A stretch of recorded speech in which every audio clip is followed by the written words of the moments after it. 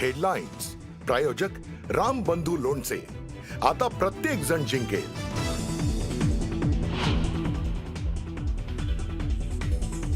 राज्यातील नगरपरिषद आणि नगरपंचायत निवडणुकीचा आज निकाल। राज्यातील दिग्गजांची प्रतिष्ठा पणाला। न्यूज 18 लोकमतवर सर्वात वेगवान निकाल।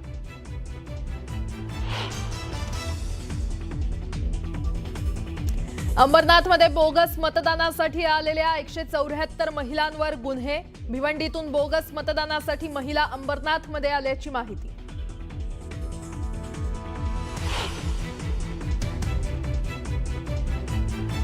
भाजप शिवसेनेचे जागा वाटप अंतिम टप्प्यात। ठाकरे बंधू युतीची घोषणा कधी करणार याची महायुतीला प्रतीक्षा। ठाकरे बंधूंची युती आणि जागा वाटप जाहीर झाल्यानंतर महायुती जागा वाटप जाहीर करणार।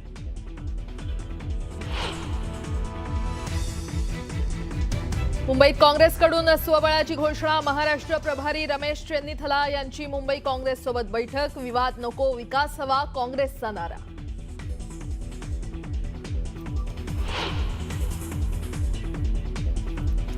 आसाममध्ये सायरांग राजधानी एक्सप्रेसच्या धडकेत 7 हत्तींचा मृत्यू। भीषण अपघातात रेल्वे इंजिनसह 5 डबेही रुळावरून घसरले।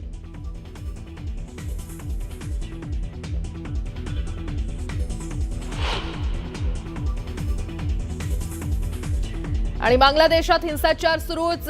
बीएनपी नेत्याचं घर जमावानं जाळलं तर 7 वर्षाच्या मुलीलाही जिवंत जाळलं। उस्मान हादीच्या अंत्ययात्रेत लोटला मोठा जनसमुदाय।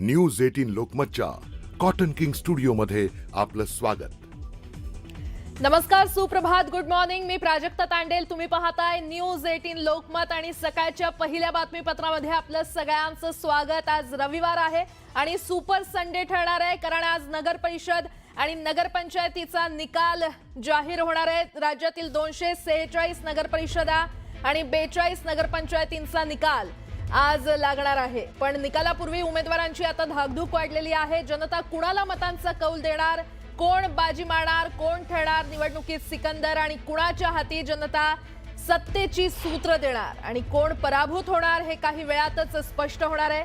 तसंच या निवडणुकीत अनेक दिग्गज राजकीय नेत्यांची प्रतिष्ठा पणाला लागलेली आहे। निवडणूक आयोगाने ही निवडणूक 2 टप्प्यात घेतली। पहिल्या टप्प्यात 2 डिसेंबरला 263 नगर परिषदा आणि नगरपंचायतींसाठी मतदान झालं। त्यानंतर 20 डिसेंबरला 23 नगरपरिषदा आणि नगरपंचायतींसाठी मतदान घेण्यात आलं। तर आज सकाळी 10 वाजता मतमोजणीला सुरुवात होणार आहे। मतमोजणीसाठी जिल्हा प्रशासन, निवडणूक आणि पोलीस यंत्रणा सज्ज झालेली आहे। राज्यभरातील नगरपरिषदांच्या निवडणुकीच्या निकालाचे कौल सर्वप्रथम तुम्हाला फक्त न्यूज 18 लोकमतवर पाहायला मिळतील। तर आज राज्यातील 246 नगरपरिषदा आणि 42 नगरपंचायतींचा निकाल लागणार आहे। आज निकालाचा सुपर संडे ठरणार आहे, पण निकालापूर्वी उमेदवारांची आता धाकधूक वाढलेली आहे। जनता कुणाला मतांचा कौल देणार, कोण बाजी मारणार, कोण ठरणार निवडणुकीत सिकंदर, कुणाच्या हाती जनता खरं तर सत्तेची सूत्र देणार, आणि आज नेमकं कोण पराभूत होणार हे काही वेळातच येणाऱ्या काही तासांमध्ये स्पष्ट होणार आहे।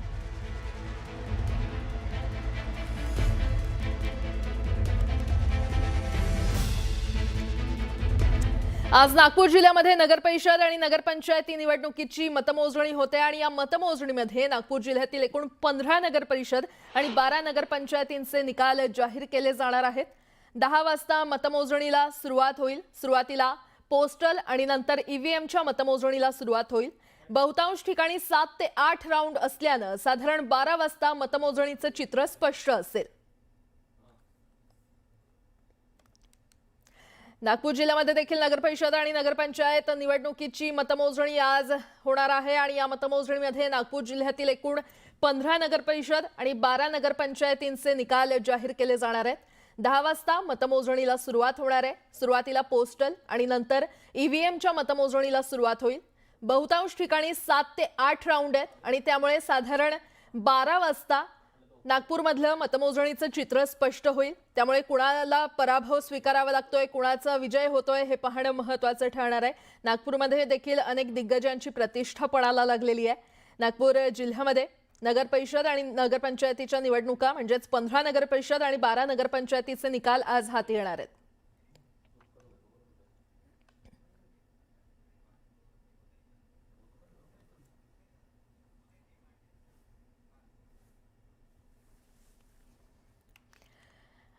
आणि या संदर्भात अधिक माहिती घेण्यासाठी आपण थेट जाऊयात नागपूरमध्ये. आमचे प्रतिनिधी उदय तिमांडे आपल्याला तिथून माहिती देतील. उदय, गुड मॉर्निंग. आज नगर परिषद आणि नगरपंचायतीचा निकाल लागणार आहे. काही तासातच चित्र स्पष्ट होईल. कशा पद्धतीने तयारी करण्यात आलेली आहे?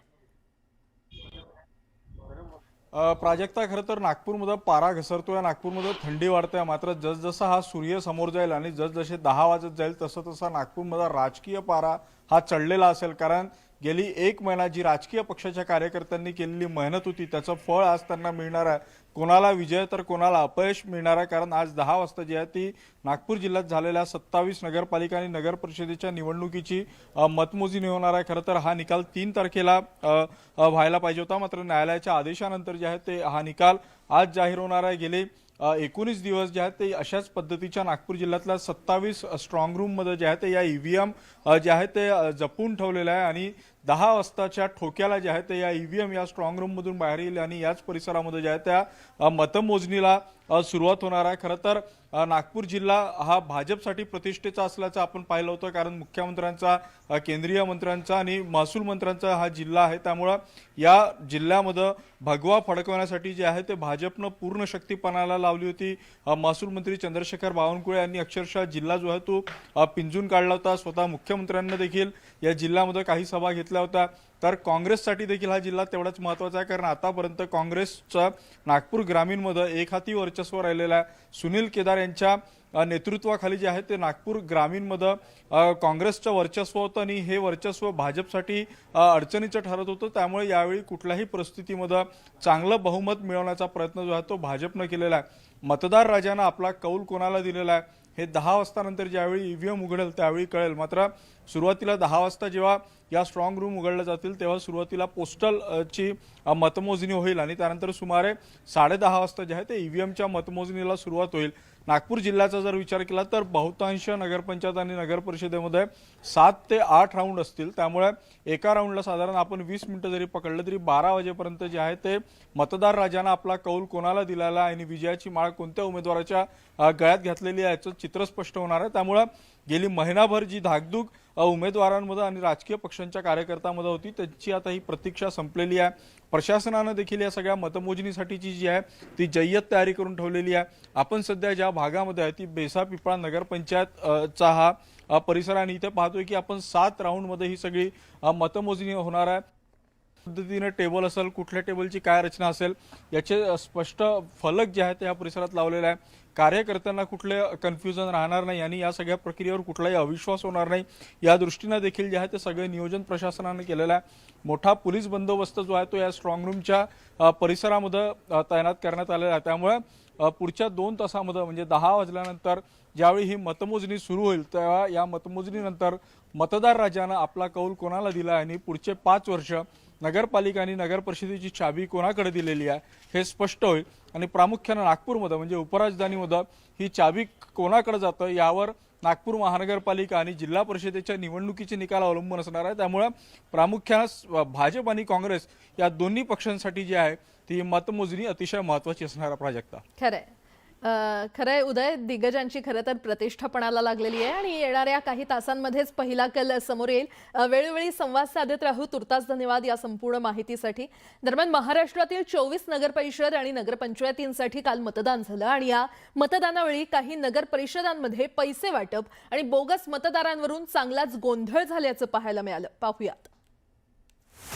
बोगस मतदार, पैसे वाटपावरून गोंधळ. नांदेडमध्ये थेट तेलंगणाचे बोगस मतदार.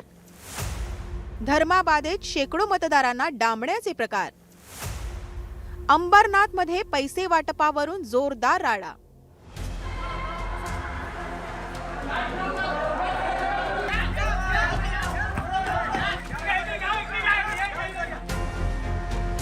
कोर्टाच्या निर्णयानुसार शनिवारी राज्यातील 24 नगर परिषदा आणि नगरपंचायतींसाठी मतदान प्रक्रिया पार पडली।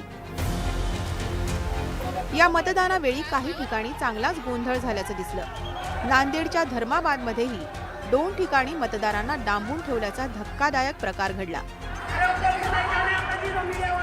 धर्माबादच्या गोरोबाकाका मंदिरात जवळपास 100 महिलांना नजरकैदेत ठेवण्यात आल्याचा धक्कादायक प्रकार घडला।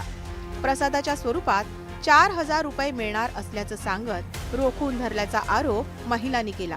पैसे देतो म्हणले होते का बशीचे, तर आम्हाला म्हणले तर आम्हाला रात्री येतो म्हणले होते, आम्हाला रात्री आमच्याकडे आले नाही का, आम्ही त्याला म्हणले तुम्ही कसं काय आले नाहीत म्हणून, तर त्यानं म्हणले तर तुमच्या समाजाकडे तुमचे पैसे दिलेले आहेत का, आमच्याकडे नाहीत।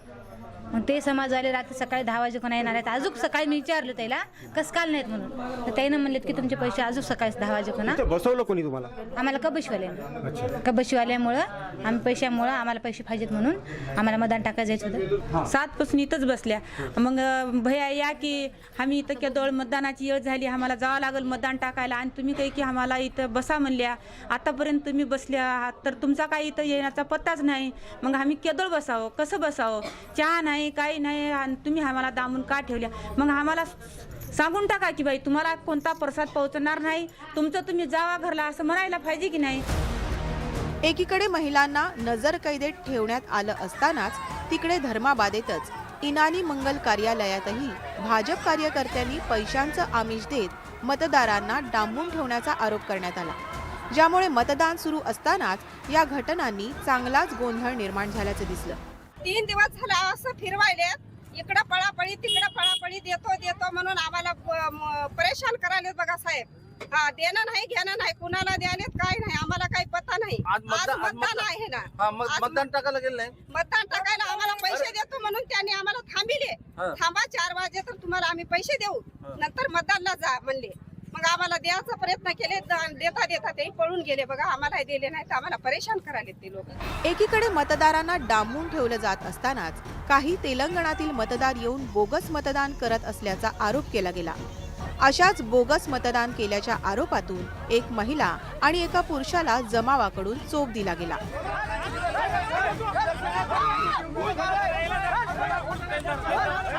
मतदान केंद्राबाहेर मोठा जमाव जमल्यानं अखेर पोलिसांना सौम्य लाठीचार्ज करावा लागला। पण या प्रकारामुळे धर्माबादमध्ये चांगलाच तणाव निर्माण झाला होता। इकडे अंबरनाथमध्येही सकाळपासूनच पैसे वाटपाच्या आरोपांची राळ उठल्याचं दिसलं। मातोश्रीनगर परिसरात पैसे वाटपाच्या आरोपावरून तणावपूर्ण परिस्थिती निर्माण झाली होती। भाजप आणि शिवसेनेकडून एकमेकांवर पैसे वाटपाचे आरोप करण्यात आले। यावेळी पोलिसांना तणाव निवळण्यासाठी सौम्य लाठीचार्ज करावा लागला।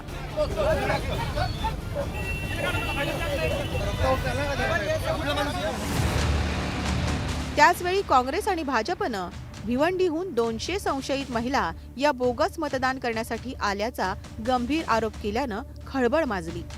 या महिला एका मोठ्या राजकीय नेत्याच्या मदतीनं बोगस मतदानासाठी आणल्याचा आरोप केला गेला। हा आरोप शिंदेच्या शिवसेनेच्या पदाधिकाऱ्यांनी फेटाळला। आम्हाला दुपारी ही माहिती मिळाली होती का भिवंडीवरून महिला आलेल्या 3 बस भरून, त्यानंतर दुसऱ्या रात्री 12ला 3 बस भरून आल्या, आणि इथे काही लग्न नाही, काही कुठला ऑर्डर नाही आहे, कुठलं बुकिंग नव्हतं। त्या महिला रात्री लाईट न लावता कशा झोपू शकतात, आणि त्यांना जर वराडी होते तर कोणी दाखवेल, वराडी असेल त्याला हळद लागलेली असेल, त्यांचं वधू किंवा वर दाखवला असता आणि प्रश्न मिटला असता। ते म्हणतील ID, मग त्यांची ID बोलवा, आणि आपल्या नगरपालिकेच्या बुकमध्ये त्यांची ID असणारच। इकडे अंबरनाथच्या पालेगाव परिसरातील JP हार्मोनियम सोसायटीत पैसे वाटप केला जात असल्याचा आरोप राष्ट्रवादी अजित पवार गटाच्या कार्यकर्त्यांनी केला। यानंतर भरारी पथकाने येऊन हे पैसे ताब्यात घेत चौकशी सुरू केल्याचं दिसलं। तर मी बघितलं इथे खूप गर्दी आणि गोंधळ चालू होता, तर मला कळलं की बीजेपीचे हे शिर्के आणि ठुबे इथे पैसे वाटण्यासाठी आले होते। तर मी त्यांना काही न बोलता मी बाजूला इथे उभी असताना त्यांचे अजय पाटील आणि रवी पाटील यांची काही माणसं, सचिन पाटील, तुषार रोकडे, तुषार पाटील, अक्षय पाटील हे सगळे आले असता मी सचिन पाटीलला विचारलं की चांगल्या पद्धतीने तुम्ही मतं घ्यायची ना, हे पैसे वाटून तुम्ही का असं करताय। तर सचिन पाटील माझ्या अंगावर धावून आला आणि मला बोलतो तू कोण विचारणारी। म्हटलं मी ह्या बिल्डिंगची रहिवाशी आहे, त्याच्यामुळे मला हा प्रश्न विचारण्याचा हक्क आहे।